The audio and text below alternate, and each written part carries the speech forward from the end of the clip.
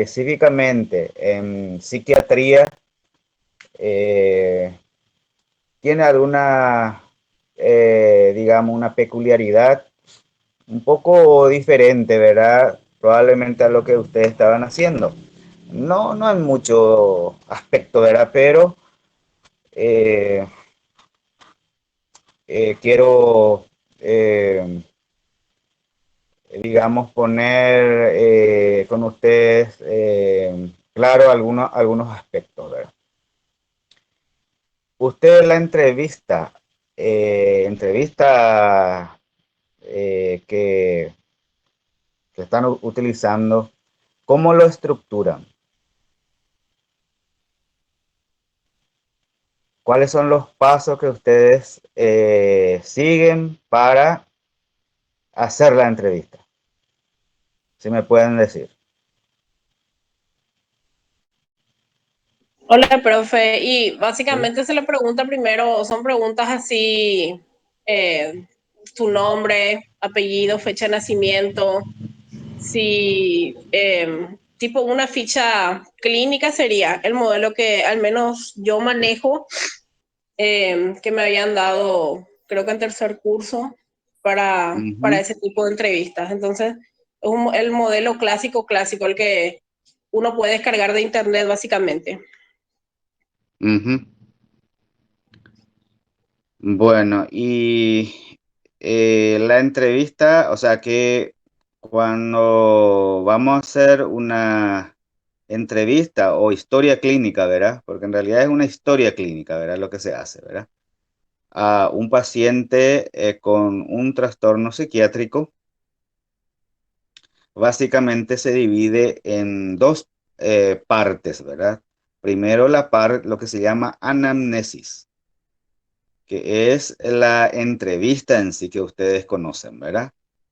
Y después otra parte que es el examen físico, que probablemente ustedes no van a usar, ¿verdad? Porque los médicos, psiquiatras, es lo que tiene que hacer esa parte también de, del examen físico. La anamnesis es la entrevista, ¿verdad? Se empieza se llama eso datos filiatorios, donde uno pregunta eh, su nombre, su edad, su profesión, estado civil, religión, su procedencia, etcétera, ¿verdad? Es para conocer al paciente en sí, ¿verdad? Que todos tienen su valor, ¿verdad? Todos tienen su valor, nos ayudan para poder ir construyendo la historia o la entrevista, ¿verdad? Porque el fin de la entrevista es llegar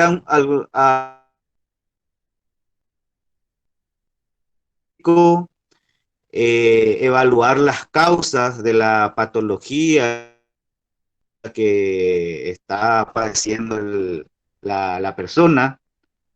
Eh, Podemos a través de eso también estimar un pronóstico y establecer un plan de tratamiento, ¿verdad? Un plan de manejo. Pero primero es para llegar a un diagnóstico. Y bueno, entonces la primera parte es eso, ¿verdad? Los datos filiatorios, ¿verdad? Eso se llama datos filiatorios, que es la primera parte de la entrevista. Después ya se pregunta al paciente o al familiar, porque muchas veces por las condiciones en que está el paciente, o si es un menor, por ejemplo, ¿verdad? Que no te va a poder decir todo esto, ¿verdad? Entonces se pregunta a terceros o a los padres, ¿verdad? Padre o familiar o tercero, ¿verdad? Después ya se consulta por qué va a consultar. Y ahí hay varios motivos, ¿verdad? De acuerdo a la enfermedad que está produciendo o teniendo la persona. Llámese, por ejemplo, tristeza, por ejemplo, o llanto fácil. o alucinaciones o opresión torácica. Porque muchas de las enfermedades psiquiátricas tienen repercusión orgánica. Bueno, entonces el motivo de consulta, ¿verdad? Y después de eso se hace el antecedente de la enfermedad actual, ¿verdad? Que es desglosar ese motivo de consulta, ¿verdad? Cuándo inició, cómo inició, eh, si ese síntoma es continuado o no, en qué momento del día o de la noche aparece, si tiene algún otro síntoma acompañantes, con qué mejora, con qué empeora, etcétera. Toda esa indagatoria hacemos, ¿verdad? Generalmente tenemos que hacer en forma cronológica, ¿verdad? Desde donde empezó y después cómo va apareciendo. Porque muchas veces puede empezar un síntoma y con el correr del tiempo, ese mismo síntoma va evolucionando o aparece otros síntomas acompañantes. Entonces, eso es lo que o sea, que hay que asentar en esa parte de la entrevista. Es muy importante, es muy importante el antecedente de la enfermedad actual, porque eso es lo que nos va a ayudar posteriormente a llegar al diagnóstico. En la parte psiquiátrica, en un 80% uno puede llegar al diagnóstico con la anamnesia o con la entrevista. No así en la parte médica, que muchas veces tenés que inspeccionar al paciente, buscar los signos para poder llegar al diagnóstico junto con la entrevista. Sin embargo, en la parte psiquiátrica es básicamente, digamos, fundamental la entrevista. Bueno, es importante después preguntarle también si esa enfermedad o ese síntoma que está presentando la persona ya ha tenido anteriormente, porque ese es importantísimo, porque hay enfermedades psiquiátricas o muchas de las enfermedades psiquiátricas, eh, digamos, empieza en la adolescencia o en el adulto joven y posteriormente se van, eh, digamos, desarrollando, se van estableciendo, tiene periodos en la vida de la persona. Puede aparecer a lo mejor en la vida, en la adultez, perdón, en la adolescencia, después mejora, termina y vuelve a aparecer después de cierto tiempo. Por eso es importante preguntar si ya tuvo anteriormente síntomas parecidos, ¿verdad? Después hay que preguntar también sobre los antecedentes patológicos familiares. Muchas de las enfermedades tienen eh, carga genética o hereditaria, ¿verdad? Saber que la madre o el padre o uno de los hermanos, los tíos, tienen una enfermedad psiquiátrica y eso puede transmitir genéticamente, hereditariamente a la descendencia, ¿verdad? Por ejemplo, la esquizofrenia tiene importante carga genética, la depresión lo mismo. Entonces, hay que indagar siempre sobre los antecedentes patológicos familiares, porque nos pueden ayudar para llegar al diagnóstico. Posteriormente, eh, es importante preguntar sobre los hábitos, ¿verdad? Los hábitos en psiquiatría es muy importante, los hábitos viciosos se llama, ¿verdad? Los hábitos que perjudican a la salud física o mental de la persona. Ahí viene la utilización de drogas, la utilización de fármacos psicotrópicos, ¿verdad? Que puedan producir un efecto sobre, principalmente sobre el sistema nervioso central, uso de sustancias adictivas, llámese bebidas alcohólicas, tabaquismo o de otras sustancias adictivas. Bueno, y más o menos, o sea, que llegando hasta ahí, uno con la, con la entrevista puede tener ya una idea, llegar a un diagnóstico presuntivo, por lo menos, porque muchas veces con la primera entrevista uno no logra llegar definitivamente al diagnóstico de una persona.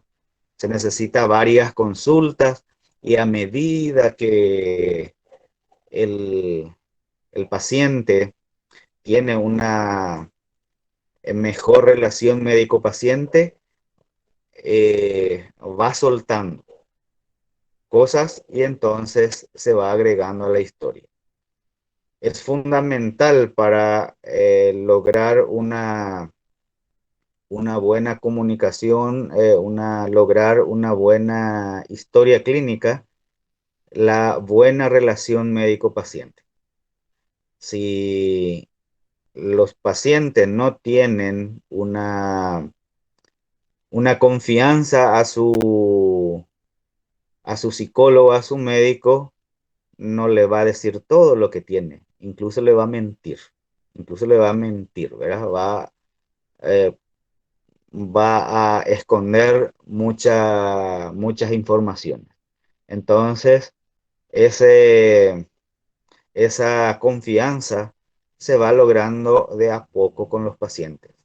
A lo mejor la primera entrevista no se logra ni en la segunda ni en la tercera. Se necesita varias entrevistas para que realmente ese paciente tenga confianza, ¿verdad? Y ustedes saben muy bien que para lograr una confianza, ¿verdad? Depende mucho también de la actitud del psicólogo o del médico. Nosotros tenemos que demostrarle confianza a nuestro paciente. Desde un principio tenemos o sea, que tenemos que ser empáticos, eso se llama empatía, ¿verdad? Con nuestro paciente. No ser antipático ni querer, digamos, ser simpático con los pacientes, porque ambos extremos no ayudan a una buena relación médico-paciente.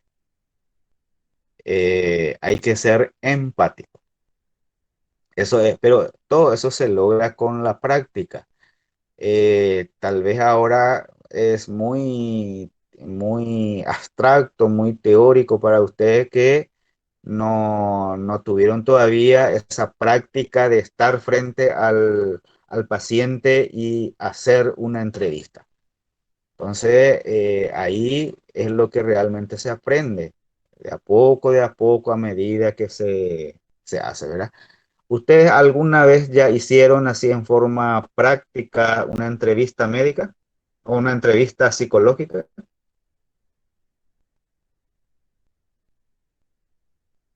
¿O no tuvieron todavía la oportunidad? Nunca. Ujú. No, profe. Así, así Y de bueno, verdad. entonces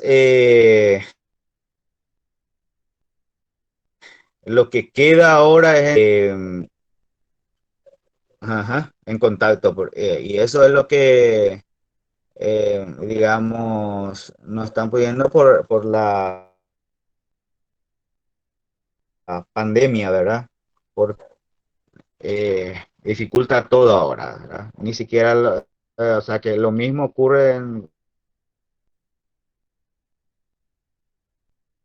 con los alumnos de medicina, ¿verdad? Que tal y no están practicando y se pospone hasta, esperando que en algún momento se pueda todavía otra vez hacer la práctica, ¿verdad?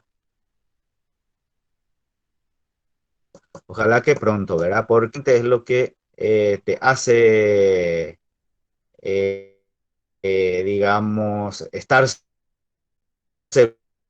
seguro. Ahí siempre se comete errores. Después, con las prácticas sucesivas, uno va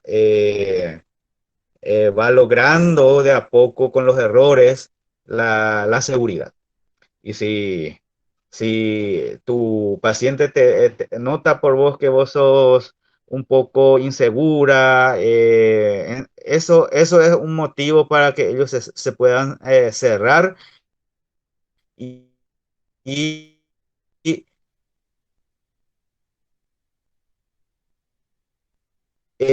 dificultar esa relación médico-paciente.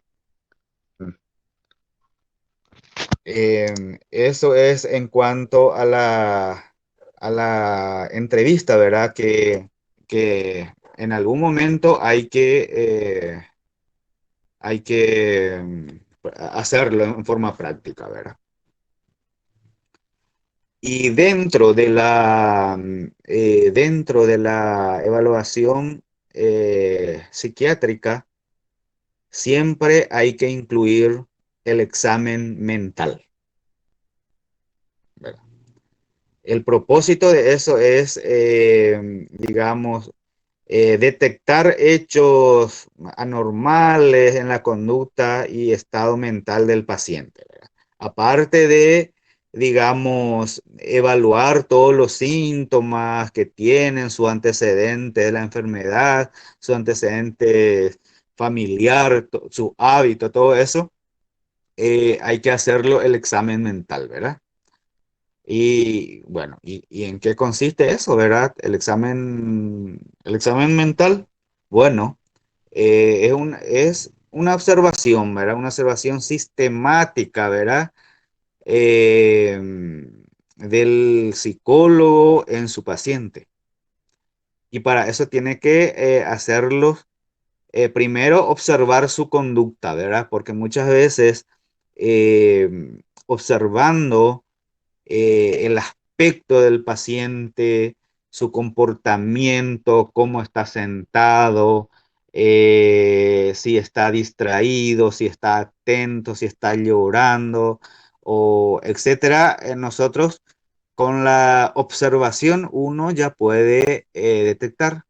Va a ser muy diferente, por ejemplo, estar evaluando un paciente con depresión, un paciente con esquizofrenia, un paciente con, con, con ansiedad, por ejemplo, ¿verdad? Totalmente, totalmente diferente. Y eso, por el aspecto del paciente, uno ya puede conocer.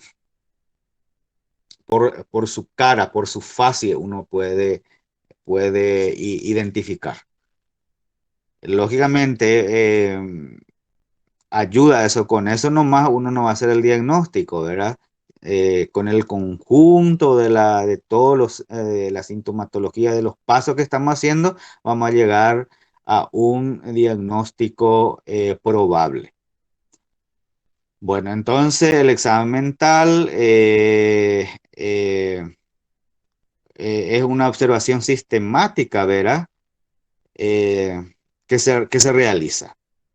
junto a preguntas específicas sobre varios aspectos de su pensamiento, sentimiento, percepciones, sobre sus funciones cognitivas. Entonces, es un poco, muchas veces cuesta hacer una entrevista a un paciente con patología psiquiátrica, ¿verdad? Y a veces son muy colaborativos, ¿verdad? Otros se cierran. Se necesita realmente la presencia de otra persona que le conoce a ese paciente para poder saber o sea, las molestias del paciente o su comportamiento, ¿verdad? En cambio, otros son verborrágicos, ¿verdad? Los famosos son los pacientes ansiosos, ¿verdad? Que muchas veces no te va a callar, empieza a hablar y si vos no le atajás, no se va a lograr o sea que no se va a callar más, ¿verdad? Y eso también tiene que tener en la entrevista, ¿verdad? En la entrevista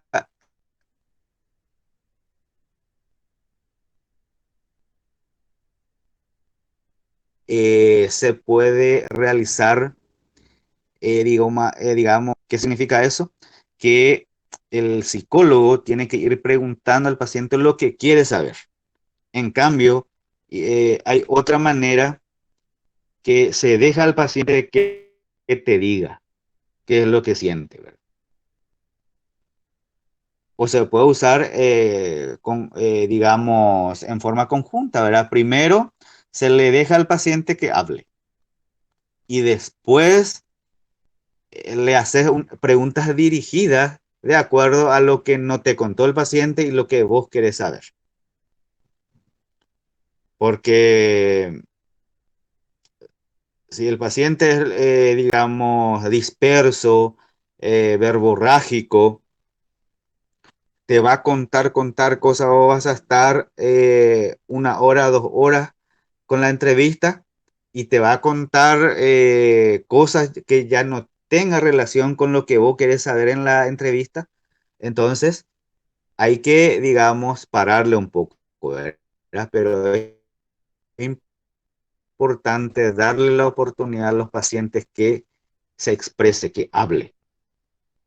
Digamos, en situaciones hay que, digamos, de buena manera frenarle y hacerle preguntas que el psicólogo quiere saber con respecto al paciente. O sea, que todo esto es arte, ¿verdad? Cada paciente es diferente, no es lo mismo. Eh, van a encontrar pacientes que, como les dije, verá que es muy colaborador, otro no te va a colaborar nada, otro te va a mentir, etcétera. Entonces, todo eso el psicólogo tiene que tener la capacidad de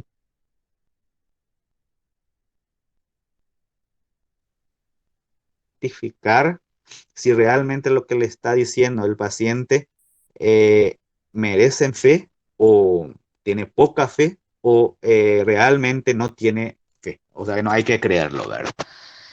Y todo depende de las circunstancias, de la patología, del estado de ánimo del paciente, ¿verdad?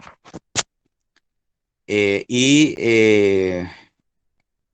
básicamente eso, no sé si ustedes tenían este concepto, esta manera de ver la entrevista en un paciente psiquiátrico o, o quieren hacer alguna pregunta en esta parte para ir avanzando.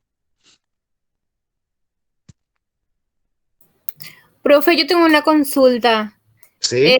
Eh, en la primera, o sea, en el primer encuentro ya le realizamos todas las consultas, porque ahí es esencial entonces nuestra preparación para poder ganarnos la confianza del paciente, cliente. Ujú. Y va a depender eso, Ángela, de la situación y del paciente, ¿verdad? Si están dadas las condiciones, bueno, se puede, digamos, incluso terminar la entrevista como tiene que ser, ¿verdad?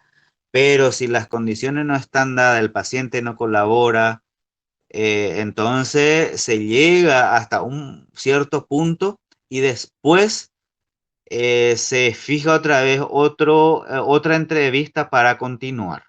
O sea que la pregunta es depende de la situación, de la condición del paciente. Habitualmente se pretende que terminar la entrevista como tiene que ser, ¿verdad? Pero si esa entrevista no, digamos, es incompleta, no te llena la expectativa, bueno, eh, hay que fijar otra vez otra sesión y a medida que tu paciente vaya tomando confianza, eso se va a ir completando tu entrevista. Ya, profe, gracias. Todo va a depender. Cada paciente es diferente, ¿verdad? Pero siempre el psicólogo tiene que tener, digamos, el objetivo de terminar una entrevista, aunque mal o regular, ¿verdad? Pero no vas digamos, a quedar en la anamnesis, nomás preguntar todo eso, su nombre, su procedencia y o el motivo de consulta, por qué se va y terminar ahí, ¿verdad? Probablemente vas a hacer la entrevista en sí, ¿verdad? Y si no logras completar, si tenés la percepción de que es incompleta, bueno, será en la próxima entrevista. Pero eso no hay que ser una frustración para ustedes, ¿verdad? Si no logran la primera, bueno, ese es normal. Puede ser que, o sea, que para eso va a estar otra oportunidad para ir completando. Porque muchas veces los pacientes, por ejemplo, son agresivos, los esquizofrénicos, por ejemplo, ¿verdad? Y, y nada se puede lograr en una primera entrevista. Entonces, se necesita varias entrevistas, varias sesiones para ir realmente, para poder llegar con certeza al diagnóstico y mucho más a la terapia, ¿verdad? Porque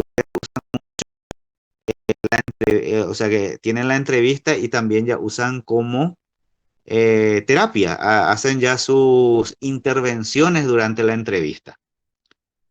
Entonces, no es una simple consulta que le preguntas todo, bueno, vos tenés esto y andate a tu casa, ¿verdad? Sino ustedes hacen el diagnóstico y de acuerdo a eso, en ese mismo momento o en otro momento, ya le citan para hacer la terapia correspondiente, ¿verdad? Entonces, es así. Profe, ¿y los test? Otra pregunta. ¿Los test cuándo le podemos aplicar? Bueno, hay que ver a qué tipo de test vos te estás refiriendo. ¿Test diagnóstico o Sí, me supongo a eso, ¿verdad? Va sí, tu si el pregunta. paciente viene, ¿verdad? Sin un diagnóstico, o de igual forma si viene un diagnóstico para confirmar eso, ¿verdad? Se aprovecha o hacer primero tu entrevista en sí, ¿verdad? Tener tu presunción diagnóstica. Supongamos como ejemplo, la siguiente unidad que vamos a dar es la discapacidad intelectual, ¿verdad? Entonces, hacer el diagnóstico de una discapacidad intelectual clínicamente con la entrevista, ¿verdad? Pero vos tenés que confirmar eso y evaluar el grado de discapacidad que tiene. Y para eso vas a usar los test. Y eso se hace en el momento ahí, cuando están contigo el paciente o los familiares, ¿verdad? O vos podés hacer una primera entrevista, hacer tu diagnóstico de una discapacidad intelectual. Bueno, entonces le explica a los padres, porque generalmente la discapacidad ocurre o sea, que se hace el diagnóstico en los niños o adolescentes, ¿verdad?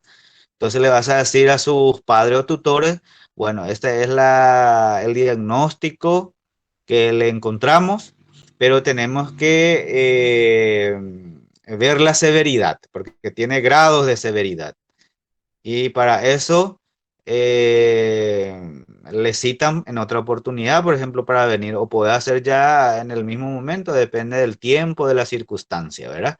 Pero con el paciente lo que hay que hacer, o sea, que hacer la aplicación de los diferentes test para diferentes situaciones.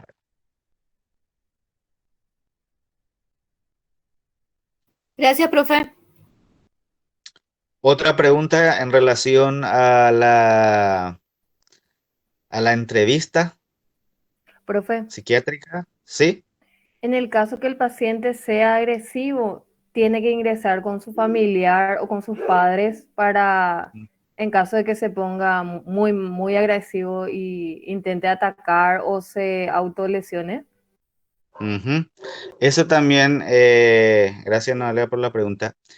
Eh, Hay que tenerlo en cuenta. Hay situaciones que o sea, que para la entrevista eh, es mejor que el paciente esté solo. Algunas veces es mejor que estén con los familiares. Normalmente, si es una persona, por ejemplo, ansiosa, por ejemplo, ¿verdad? La ansiedad. Generalmente el estado mental del paciente es perfecto, pero los pacientes prefieren estar solo frente a su psicólogo contando su problema. No le gusta que sus familiares o el secretario o la secretaria que está por ahí esté escuchando. Prefiere contar, digamos, en forma directa sin que le escuche nadie. Sin embargo, otros, digamos, no se puede lograr. Eso es los que tienen trastorno en el desarrollo mental, no le importa nada si que esté otra persona o no. Y lo que vos preguntaste, si hay agresividad y eso sí o sí, hay que estar con alguien. Primero, luego, por tu seguridad y, digamos, por preservar la integridad también de tu paciente. Pues si es agresivo, de repente, un esquizofrénico, por ejemplo, te puede intentar lastimar, por ejemplo, ¿y qué vos vas a hacer ahí? Eh, Ahora hay muchas cuestiones médicos legales también, ¿verdad? Le pasa algo y entonces le puede causar, le puede demandar incluso al médico, al psicólogo. Entonces siempre, eh, si es que eh, hay indicios de que de agresividad, de autolesión o lesión posibilidad de lesión a terceros, ¿verdad? Siempre hay que haber más personas, incluso si en un hospital, ¿verdad? Es preferible que estén los guardias y eso resguardando. O sea, la respuesta es sí. En ese caso particular, ¿verdad? Mejor que estén alguien con el paciente. Profe, Sí. ¿Y se le puede preguntar directamente al familiar si el paciente es agresivo? ¿Está bien o está mal eso? Sí se le puede preguntar. Siempre es importante, primero tiene que procurar de eh, recabar la información de la persona, del paciente mismo.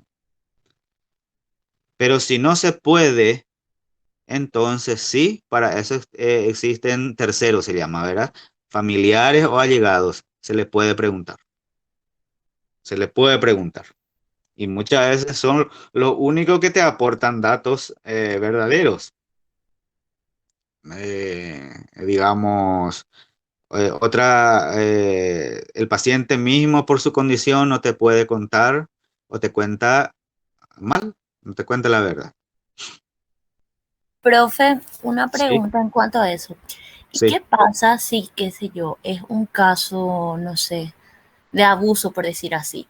Y viene, o sea, la psicóloga deriva al psiquiatra, ¿verdad? A la persona. Y justamente la víctima cuenta que, por decir así, su padre o familiar es el que está causando el abuso. Entonces, ¿cómo esa parte se maneja? O sea, ¿cómo uno sabe discernir quién dice la verdad, por decir así? Porque es como la palabra del paciente y justamente al consultar eh, con los familiares, cómo uno tipo discierne quién es el que está diciendo la verdad y cómo eso uno puede, o sea, me imagino que con la experiencia también uno va Ujú. aprendiendo. Sí, sí. Depende de qué tipo de abuso sea, ¿verdad? Puede ser un abuso, eh, si es abuso sexual, por ejemplo, bueno, entonces primero fue la consulta con el psicólogo y el psicólogo deriva al psiquiatra, ¿verdad? Bueno, y eso, digamos, hay que comprobarlo para saber con certeza, ¿verdad? Y ahí, habitualmente, entonces hay que, digamos, trabajarlo ya ahí en conjunto y pedir a un ginecólogo, por ejemplo, que le haga la evaluación. Y bueno, ahí ya, o a un perito, ¿verdad? A un perito. Entonces, ginecólogo o otro que sepa, ¿verdad? Entonces, se va a certificar en ese caso si realmente fue un abuso o no. Ahora, si es un abuso psicológico, por ejemplo, bueno, entonces ahí tiene que intervenir el psicólogo o el psiquiatra. Tiene que tener su técnica de saber si realmente tiene un trastorno debido al abuso que está padeciendo la persona.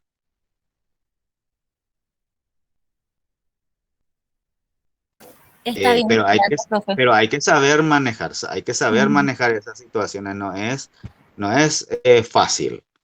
Eh, Hay que siempre asesorarse de todo, ¿verdad? Y por eso es muy importante escribir, hay que anotar todo, ¿verdad? Porque generalmente los médicos y los psicólogos no queremos escribir, ¿verdad? Y lo que no está escrito no va. Ante un juez, por ejemplo, el paciente dijo esto y no está escrito. O yo hice esta intervención y, pero si no está escrito, es como si fuera que no existe. Siempre hay que escribir, porque ustedes en la primera consulta van a hacer la entrevista, ¿verdad? Pero después ya va formando la ficha del paciente, ¿verdad? La segunda consulta o la tercera, ustedes no van a hacer otra vez otra historia. La historia se hace una vez nomás, pero después se hace lo que se llama la evolución del paciente. Entonces, a la ficha clínica, a la entrevista que ustedes, generalmente para la entrevista tenemos un formato, ¿verdad? Bueno, se completa eso en la primera o en la segunda, ¿verdad? Pero después se va agregando hojas de evoluciones, ¿verdad? Eh,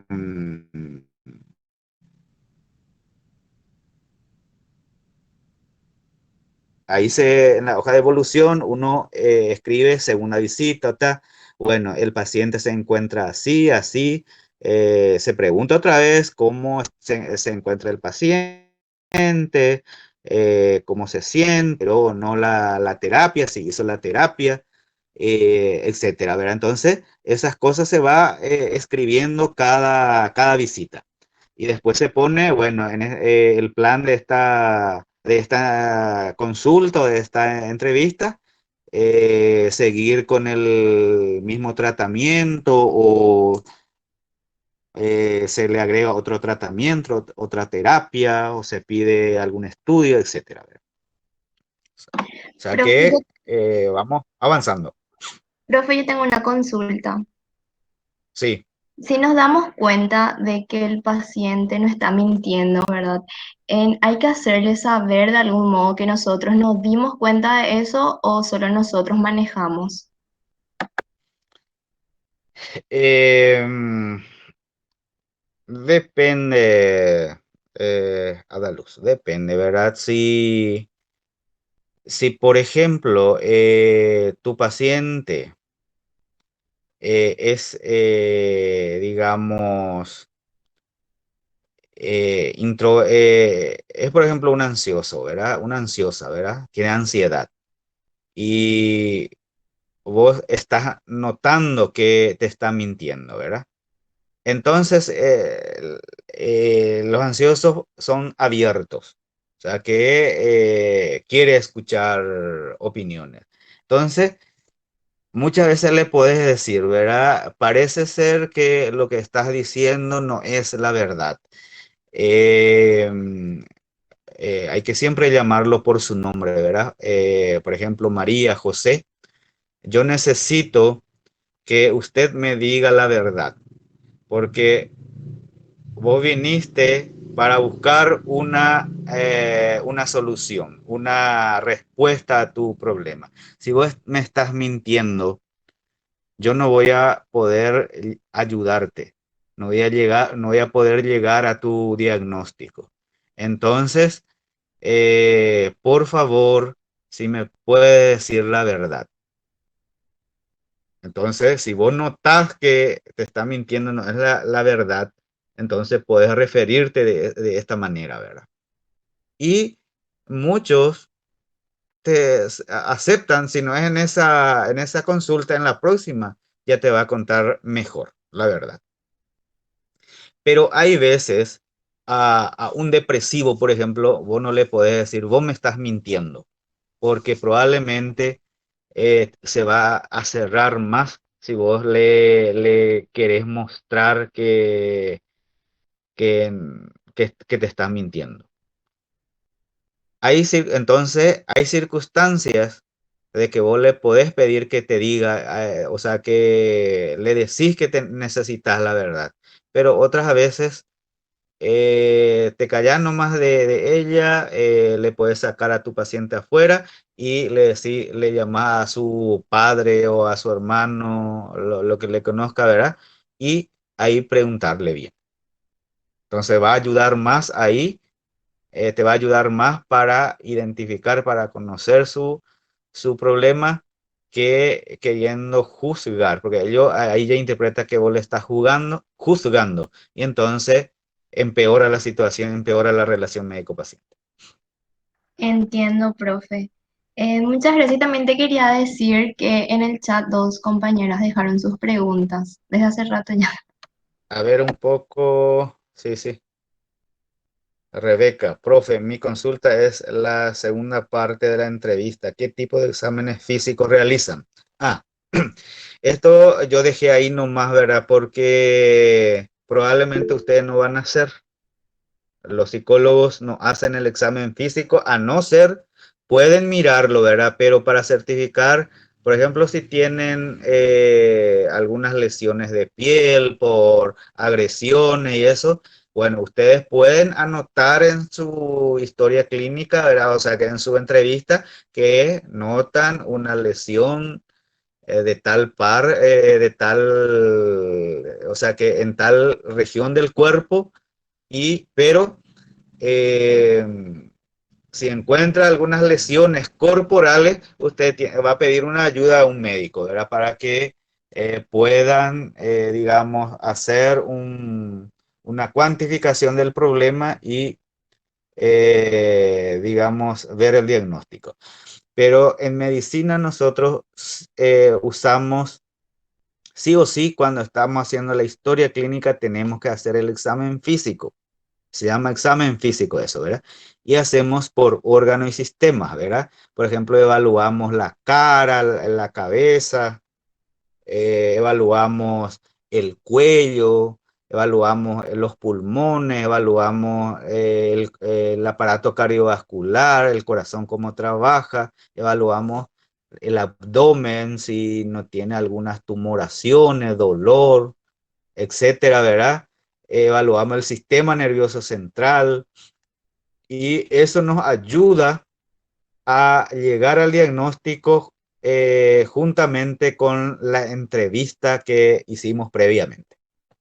O sea que ese es el examen, en eso consiste el examen físico, la segunda parte de la historia clínica, ¿verdad? La historia clínica médica, ¿verdad? Pero en la entrevista psiquiátrica habitualmente es puramente entrevista.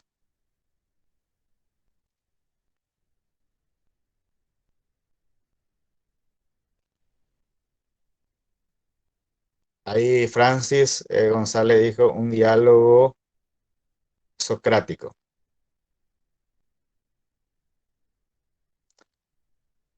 Bueno, ¿tiene alguna pregunta más? Eh, es realmente lo que usted tiene que manejar ahora la parte teórica, ¿verdad? Manejar la parte teórica y apenas tenga la oportunidad, bueno, ¿verdad? Esto se aprende frente al paciente, ¿verdad? Porque ustedes pueden, hay varias situaciones y condiciones para hacer la entrevista.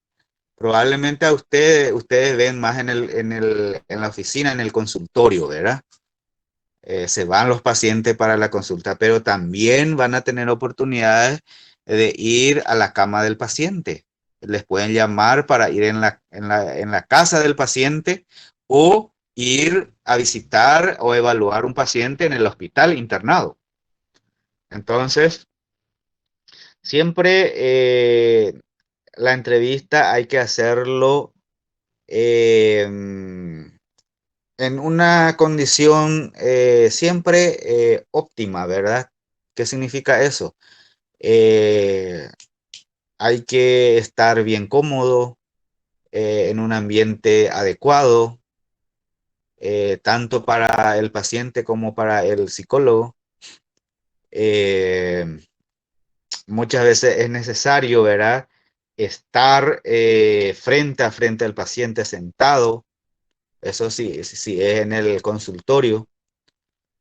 Pero si está el paciente en un hospital y está acostado, bueno, probablemente vas a necesitar una silla al lado de la cama y a ir a hacer la entrevista.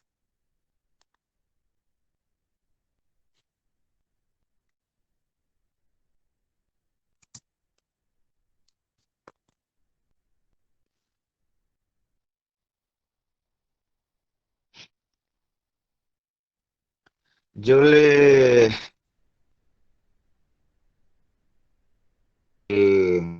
La unidad 4 que justamente le corresponde a la próxima semana eso, ¿verdad? Porque esta entrevista tenía 2 semanas de duración, pero la próxima semana, o sea que sí, la próxima semana empezamos con este trastorno del desarrollo intelectual, ¿verdad? Que hoy o discapacidad intelectual. Anteriormente se le denominaba retraso mental, ¿verdad? Que eh, ya no se usa así porque ya se considera algo despectivo ante el paciente y en realidad para no hacer discriminación, ¿verdad? Entonces se usa el término de trastorno del desarrollo intelectual o discapacidad intelectual, ¿verdad? Entonces, yo le habilité esa unidad. Ahí está, ya, no sé si ya pudieron leer los materiales de lectura. Les puse también un caso clínico ahí, ¿verdad? De discapacidad intelectual. No sé si ya quieren que entremos ahí o hablemos más de la entrevista, depende de ustedes. Si es que ya consideran que esta parte de la entrevista es suficiente, podemos hablarlo, empezar a hablar de la discapacidad intelectual.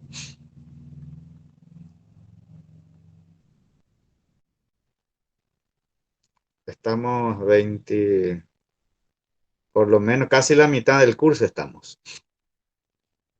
La actividad 1 y la actividad 2 ya está evaluada. Les quería contar también que eh,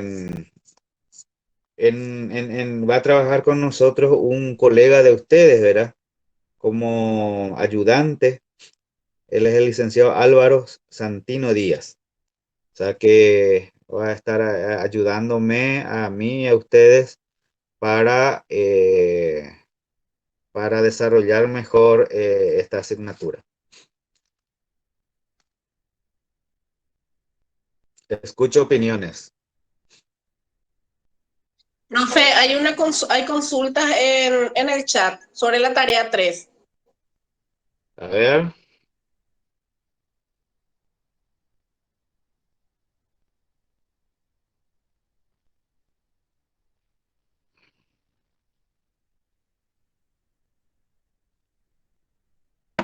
Que explique, profe, en qué consiste la tarea número 3, porque no entiende, dice. O sea, no sabe cómo hacer. Y es sobre la entrevista. Ustedes van a hacer un esquema de cómo tiene que estar estructurado una entrevista. Por ejemplo, para eso van a leer, ¿verdad? Van a leer los libros, pueden buscarlo en internet, cómo está estructurado una entrevista médica. Entonces, ustedes van a preparar como si fuera un formulario de cómo tiene que ser, estar, de qué tiene que contener una entrevista. Pero Entonces no realizamos la entrevista en sí, entonces, profe, solo el esquema. el esquema nomás lo que yo quiero saber, ¿verdad? Por ejemplo, la primera parte sí o sí va a tener los datos filiatorios, ¿verdad? Los nombres, después el motivo de consulta, después van a ver qué viene y tiene que contener también la evaluación mental del paciente, sí o sí, porque eso incluye digamos, siempre tiene que estar incluido dentro de la entrevista psiquiátrica. Y Dale, genial, profe. no es desarrollar, yo no quiero ahí que ponga otra vez, digamos, desarrollado nada, ¿verdad? Sino como si fuera como vos querés que tu formulario de la entrevista sea. ¿Qué Profe, tal, profe? sería, Buenas noches. Ay, perdona. Sí, Lo que eso vos es lo querés entonces es un esqueleto de la entrevista, así por ejemplo, es, da historia clínica, da nombre, apellido, profesión, edad, eso lugar de residencia, datos clínicos, historia clínica. Sería el esqueleto de la entrevista. esqueleto, exactamente, Dale, gracias, profe. la estructura de una historia clínica o la entrevista. Eso es.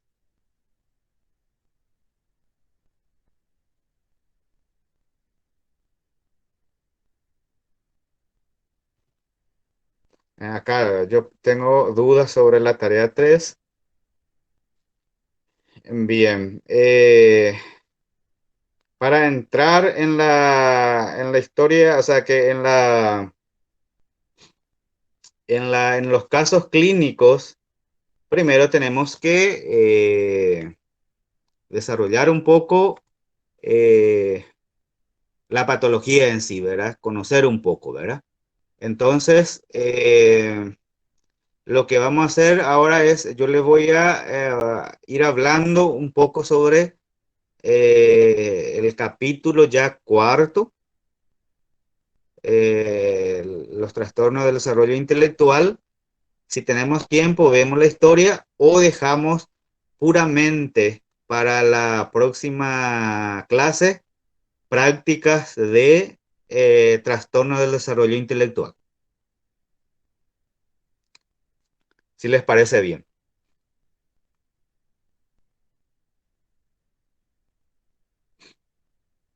Sí, profe, yo creo que está bien así. Porque entrar en los casos clínicos sin la parte introductoria no me parece correcto. Bueno, les decía entonces, ¿verdad? Que esto usted tiene que saber que de por sí no es una enfermedad mental, es una condición de una persona. Pero eh, ustedes, o sea que vamos a estudiarlo porque puede que mute una enfermedad mental y hay que saber lo que una persona que tiene un trastorno del desarrollo intelectual tiene más probabilidad de desarrollar alguna de las enfermedades mentales. Puede que tenga una ansiedad, puede que tenga una depresión, puede que en algún momento desarrolle alguna otra enfermedad psiquiátrica, mental. Pero de por sí, ¿verdad? No hay que considerarlo como una enfermedad mental a la discapacidad intelectual. Hay que llamarlo como una condición de la persona, ¿verdad?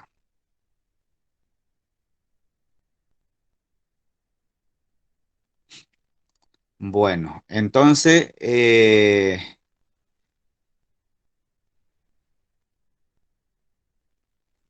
es qué es una discapacidad intelectual o un trastorno del desarrollo intelectual? Son sinónimos, ¿verdad? Son sinónimos que se utilizan. Después vamos a hablar del retraso global del desarrollo, que tiene digamos, una definición más precisa y se desarrolla, o sea que hacemos el diagnóstico en los menores. Eh, bien, un ratito, tengo un problema acá. Bueno, entonces, o sea, que la definición, el concepto de una discapacidad intelectual se basa en criterios. Primero hay que considerarlo el coeficiente intelectual de la persona. O sea que el primer criterio es cuando el coeficiente intelectual es menor o igual a 70. Y aparte de eso, tiene que presentar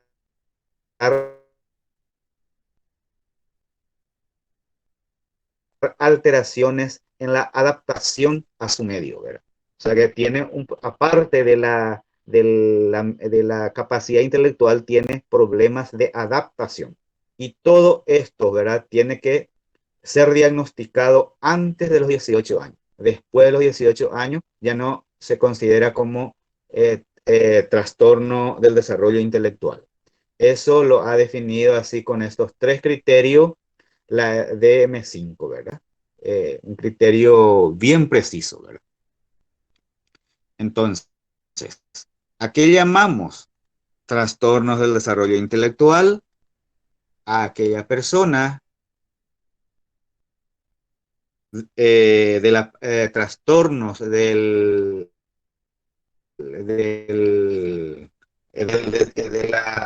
desarrollo intelectual, o sea, que tiene un coeficiente bajo y que tiene un problema de adaptación a su medio. Y ese trastorno de adaptación a su medio puede manifestarlo de diferentes maneras. Y esto tiene que ser diagnosticado entonces antes de los 18 años. Entonces, capacidad intelectual significativamente inferior al promedio. Ustedes conocen, ¿verdad? Que hay maneras, hay formas de evaluar el cociente intelectual. Son test que se aplican, ¿verdad? Y bueno, y si eso entonces, ante la sospecha, porque uno tiene que primero hacer la entrevista al paciente, sospecha de que puede ser una discapacidad intelectual, entonces para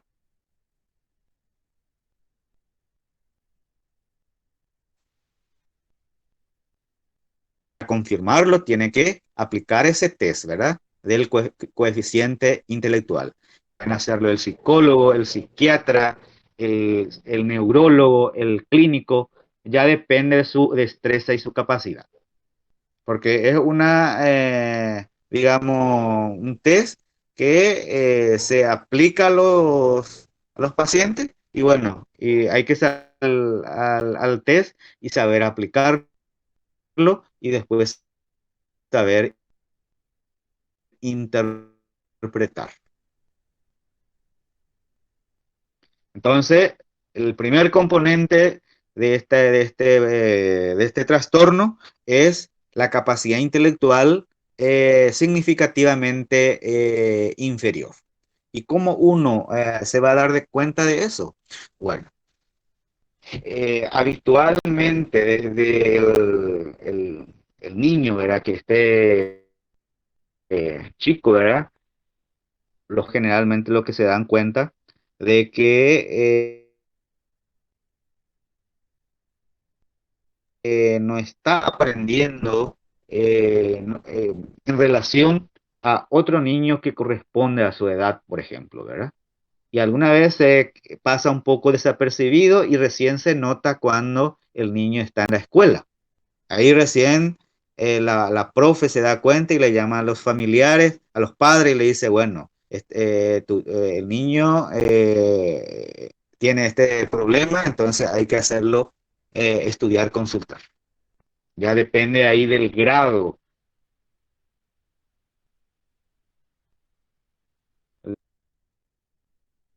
de cómo es la discapacidad. No hay que usar retraso.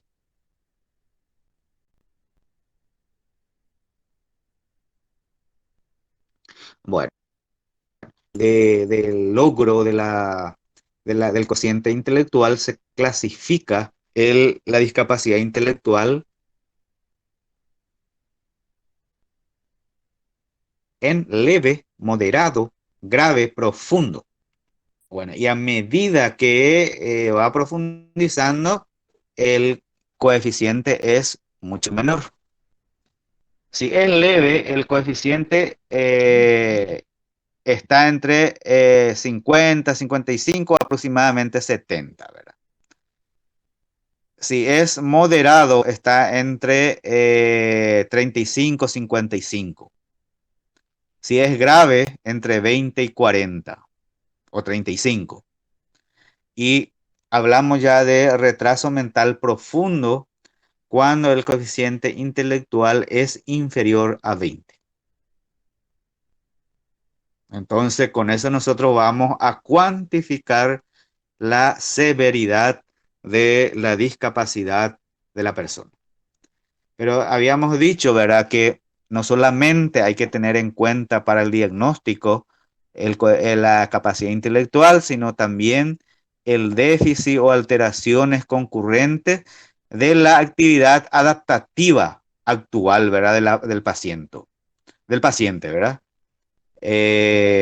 Por ejemplo, cómo es la comunicación, cómo es el cuidado personal, vida en la casa, cómo son las habilidades sociales, interpersonales de la persona, cómo utilizan los recursos comunitarios, su autocontrol, sus habilidades académicas, funcionales, cómo, cómo se cuida en cuanto al ocio, salud, seguridad, ¿verdad? Y decíamos que el tercer criterio es que todo esto hay que hacerlo, o sea, que el inicio es eh, anterior a los 18 años.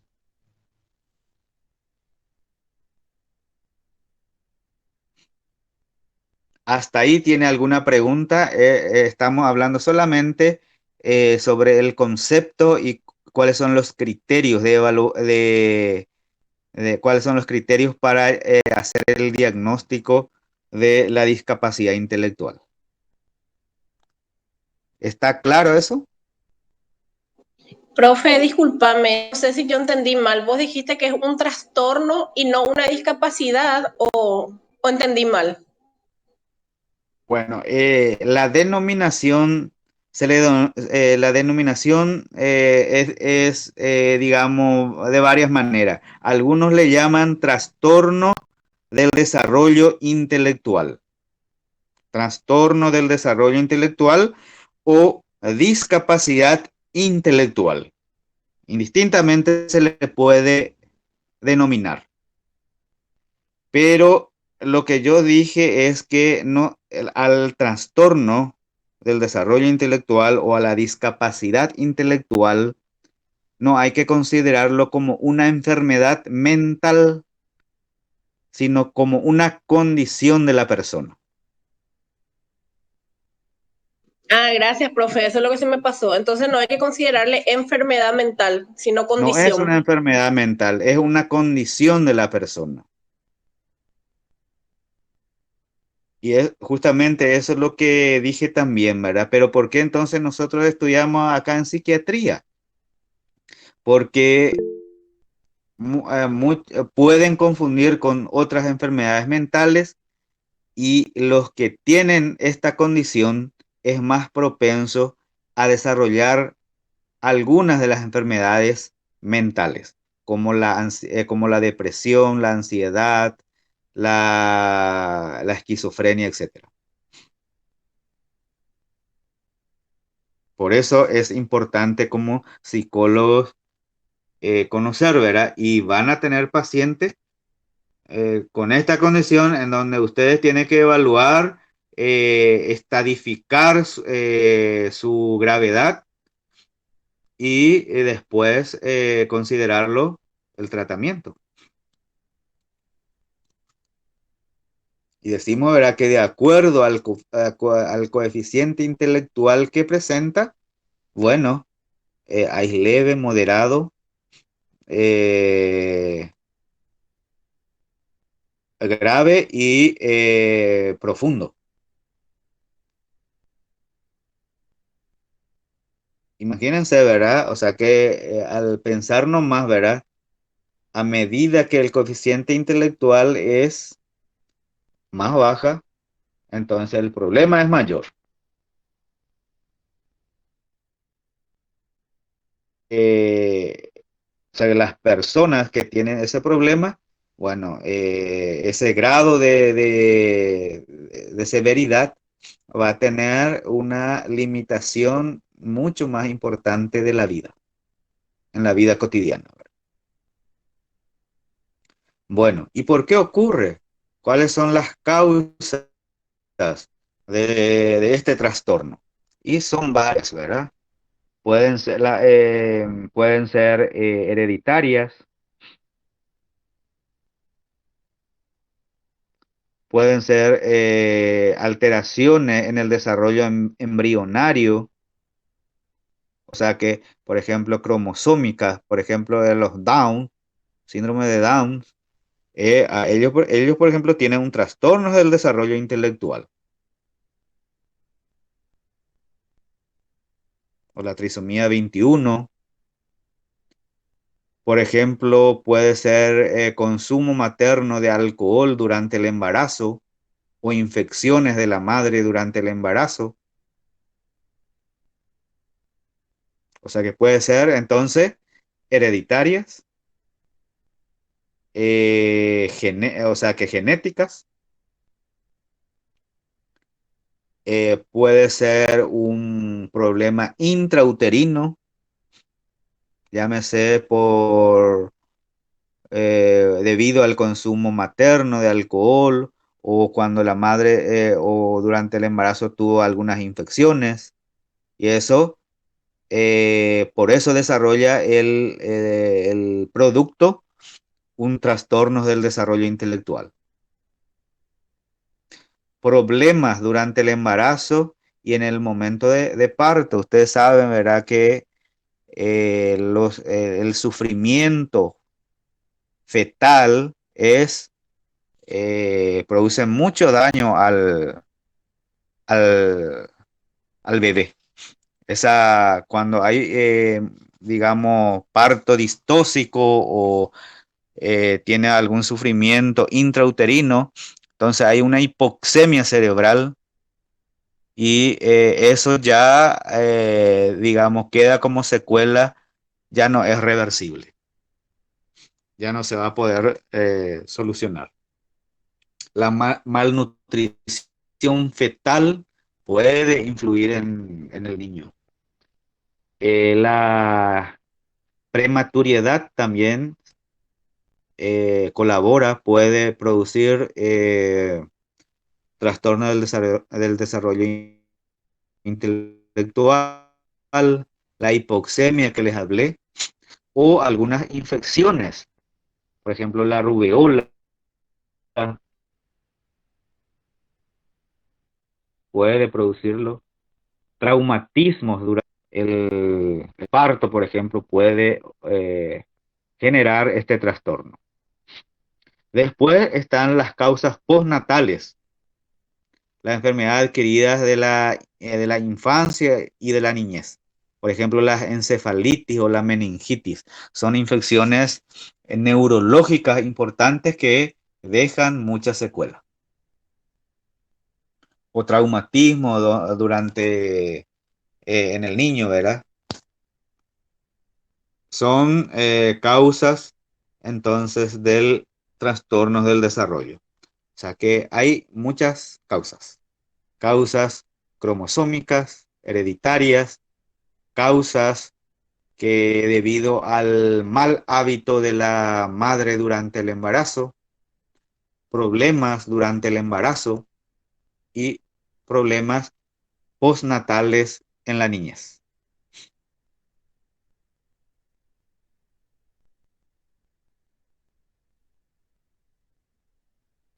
Bueno, entonces son causas del trastorno del desarrollo. Bueno, entonces, analizando un poco más, verá entonces los componentes del trastorno, cómo son los procesos cognitivos en estos pacientes, ¿verdad? Bueno, las personas con trastornos del desarrollo intelectual funcionan con dificultades en sus procesos cognitivos, ¿verdad? Ya dependiendo de la severidad, es más profundo o no, ¿verdad? Bueno, entonces generalmente tiene trastorno en la atención, trastornos en el aprendizaje, son pacientes distraídos y que le cuesta aprender.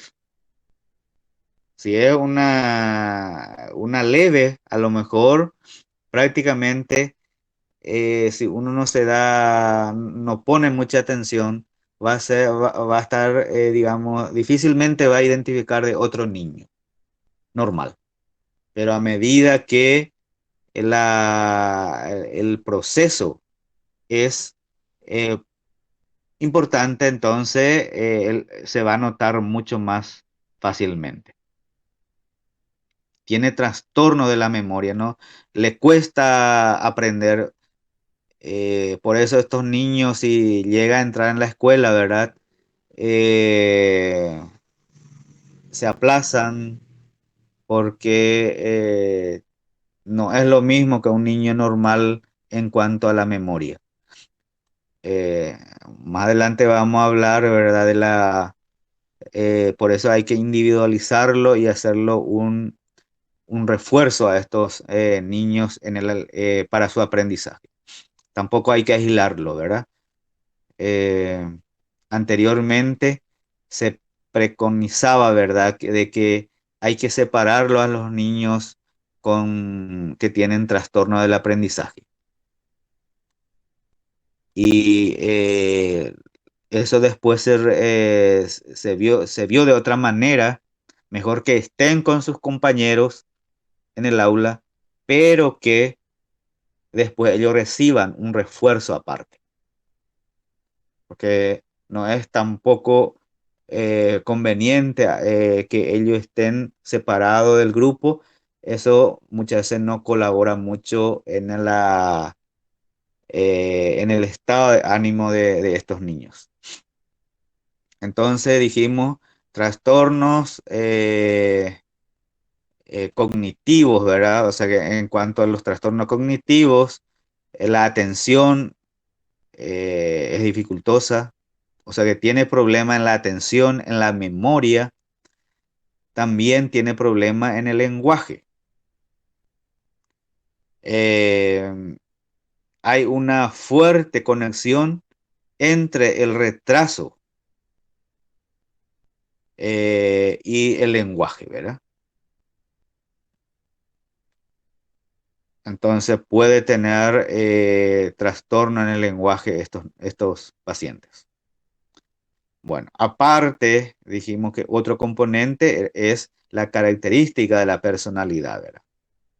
Entonces, estos pacientes eh, tienen su autopercepción disminuida,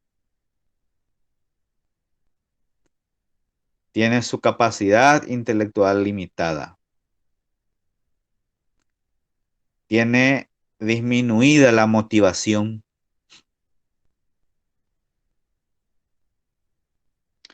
y el potencial del aprendizaje, lógicamente, varía mucho. Eso ya les comenté, ¿verdad? Que va a depender de la profundidad, del grado del trastorno para decirlo, bueno, esto va a aprender más o menos, ¿verdad? A medida que es más profunda el déficit, el aprendizaje va a ser mucho más difícil, mucho más difícil.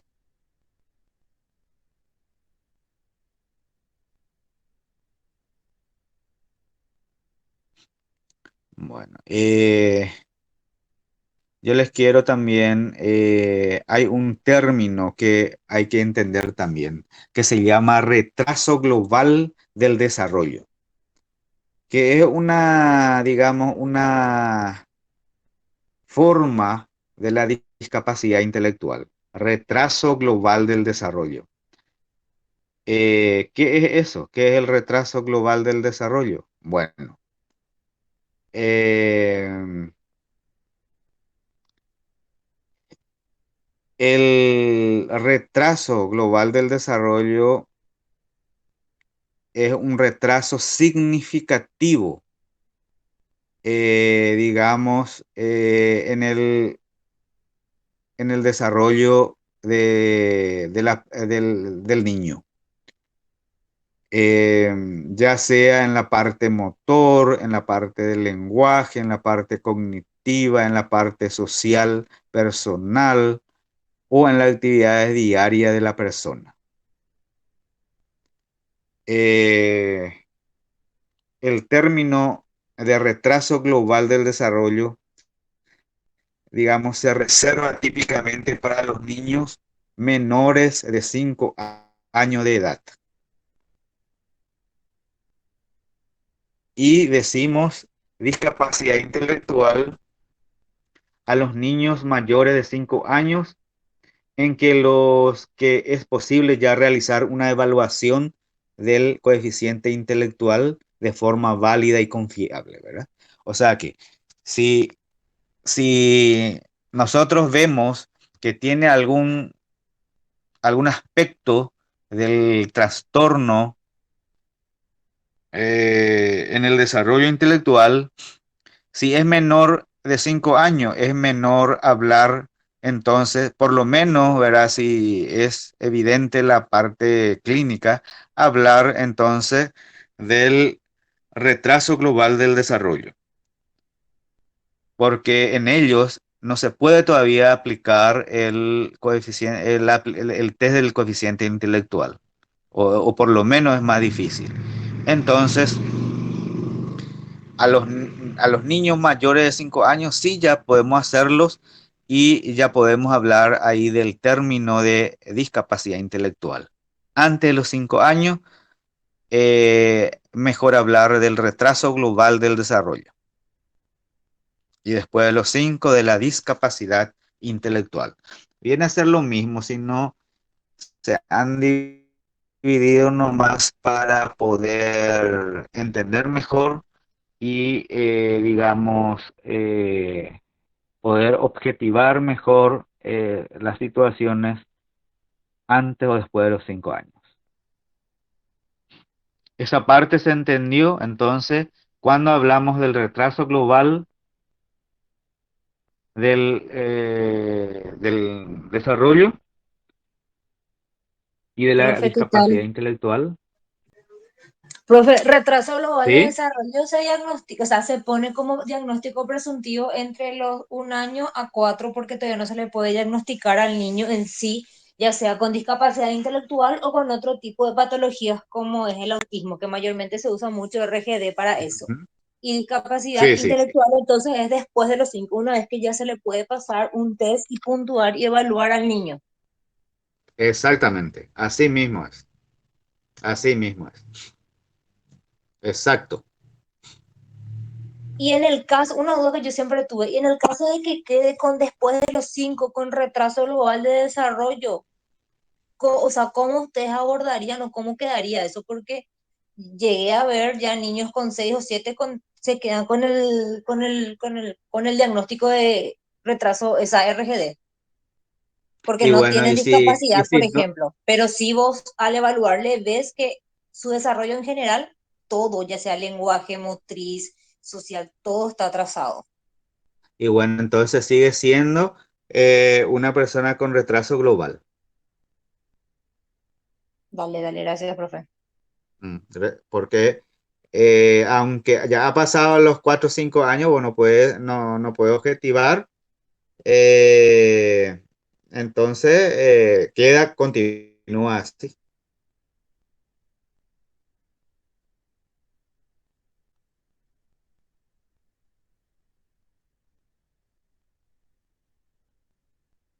Bueno, y entonces, ¿cómo hay qué intervención tenemos que hacer en estos pacientes como psicólogos? Ya, digamos, hacemos el diagnóstico, llámese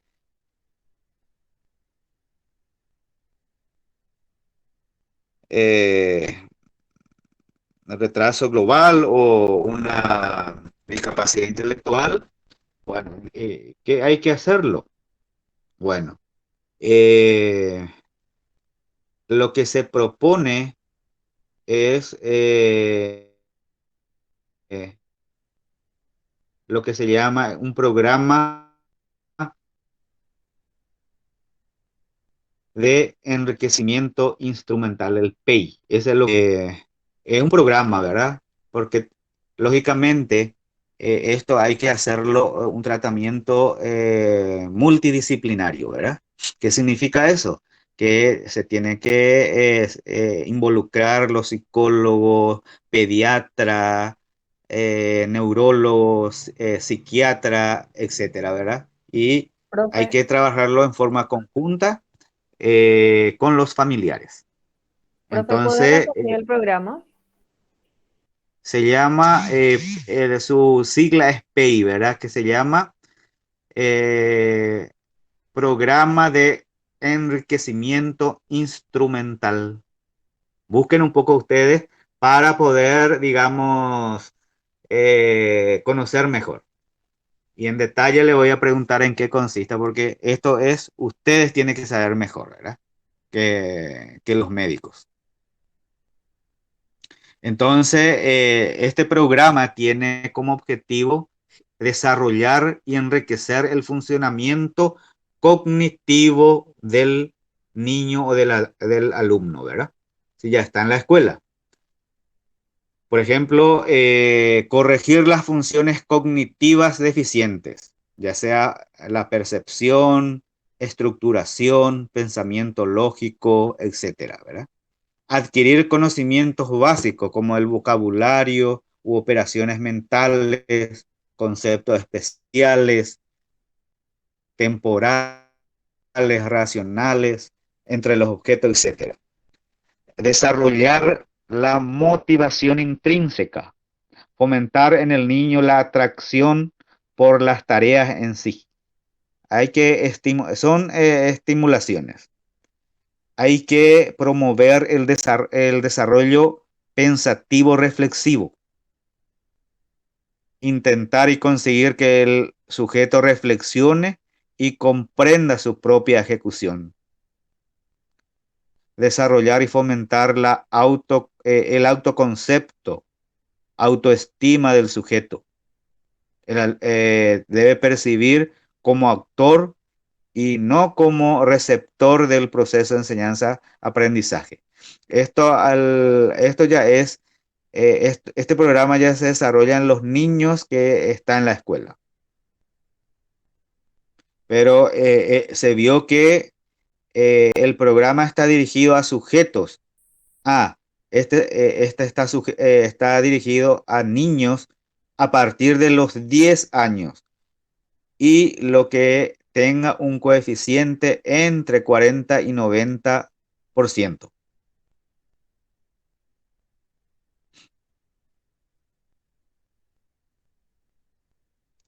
Y queda como tarea para usted, entonces, investigar bien en qué consiste este programa.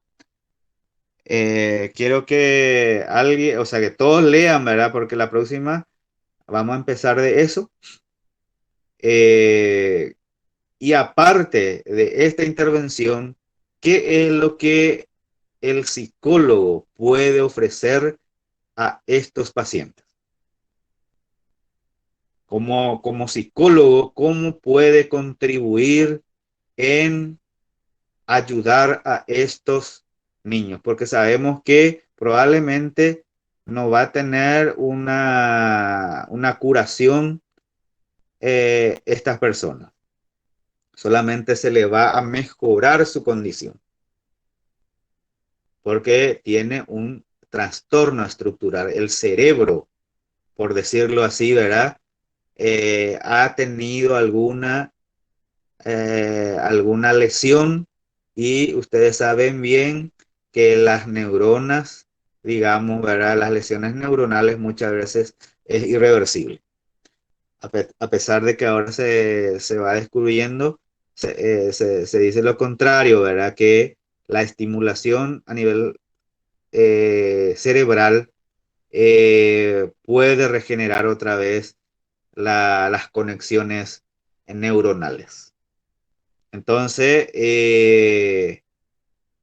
les invito que entonces investiguen ustedes por su cuenta cuál es, cuál es la intervención que el psicólogo puede hacer para ayudar a estos pacientes, independientemente de lo que pueda hacer el pediatra, el psiquiatra, el neurólogo. Entonces, ¿cómo ustedes en el futuro pueden intervenir en estos pacientes? No importa el grado de intervención que encuentren, ¿verdad? Pero ¿cómo? ¿Les parece bien eso? Sí, Porque es una profe. manera también de aprender, ¿verdad? Ustedes por su cuenta no tienen que quedarse con lo que estamos hablando acá. Yo solamente estoy para indicarle a ustedes, darle pista de qué es lo que tiene que estudiar. Por su cuenta usted tiene que buscar. Así se aprende. Entonces, la próxima clase empezamos de eso y yo voy a traer más casos y vamos a ver los casos de estos trastornos y ver un poco cómo se comporta, cómo es la historia de estos niños. Digo niño, era porque son los que vemos más pacientes en esa edad. Profe, una consulta antes de terminar. El pay que vos Sí. pedís no es el pay del MEC, ¿verdad? No, Para no, venir no, a no. estudiar. No, no es.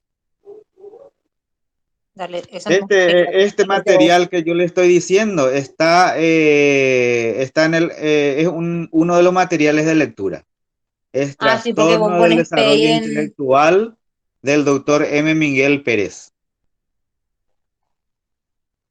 Sí, sí, también si pones en el buscador te sale el del ministerio y te sale ese que decís, por eso no me has preguntado cuál de los dos. Ah, y puede ser, ¿verdad? Bueno, entonces ustedes van a investigar todo eso y me van a contar.